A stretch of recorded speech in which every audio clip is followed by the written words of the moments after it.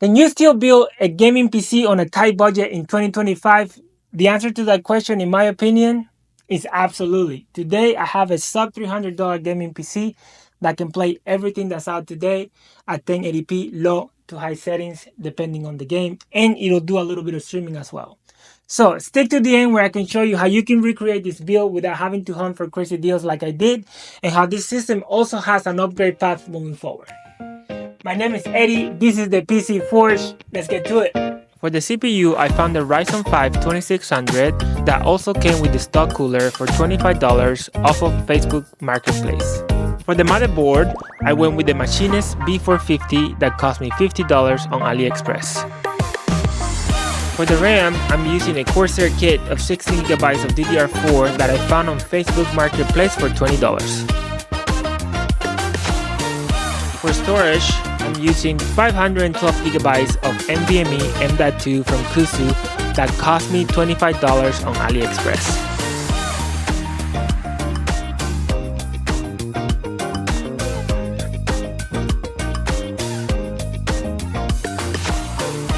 The case is the Dark Flash C275P that cost me $35 on AliExpress.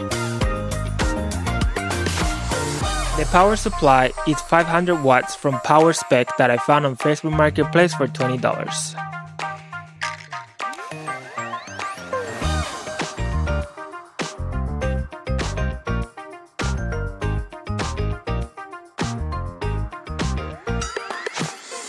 For the graphics card, I found the Nvidia GTX 1660 Super for $75, also from Facebook Marketplace. I also spent around $25 on extras like the cable extensions and a pack of 3 ARGB fans, bringing the total of the build at $275.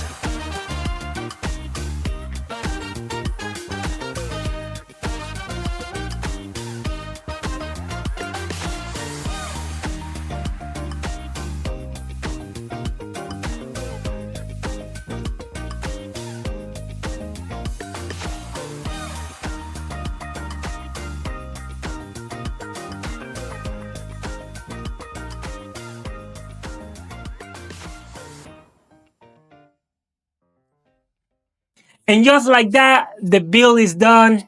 But I bet you're wondering where the PC is, and it's sold almost as soon as I finished building it, which is why the benchmarks were on the limited side. But I made sure that I had Cyberpunk and Howard's Legacy in there so I can show you guys what this rig can do on more demanding games. Now, as promised, I'm going to show you how you can recreate this build for yourself. The only catch will be it's for you to be comfortable purchasing from AliExpress, but to be honest, in my experience, I've used them plenty of time and I've never had an issue. As long as you stick with trusted sellers with good reviews, you'll be good. So the next components I will talk about, I recommend to buy them strictly off of AliExpress just because of pricing, and that will be the CPU and motherboard, the Ryzen 5 2600 that it'll cost you between $30 to $40 depending on deals that they might be running. For the motherboard, my go-to is the Machinist B450, also between 40 and 50 depending on deals. Another option will be the Maxim B450 if you can find it under $50.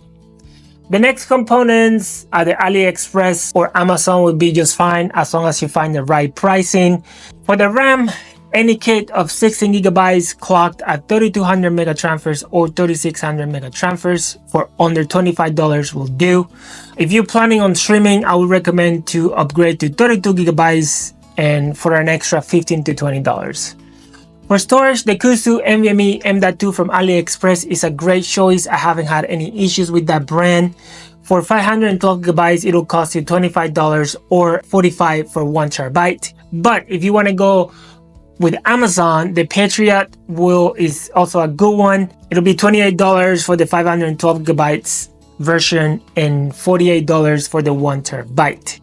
Now, the case, and this is where things get a little bit tricky, because if you want to use the case in my build, it is from AliExpress and it only cost me $35, but it will take up to a month to get to use. So if waiting is not your thing, you can go with the Cooler Master Q300L that you can find on Amazon for around $40. It'll be a good budget choice. Either way, you will have to get a pack of 3 fans, either ARGB or non-RGB. That's your choice. But that will run you between $10 to $20 depending of what you want to get.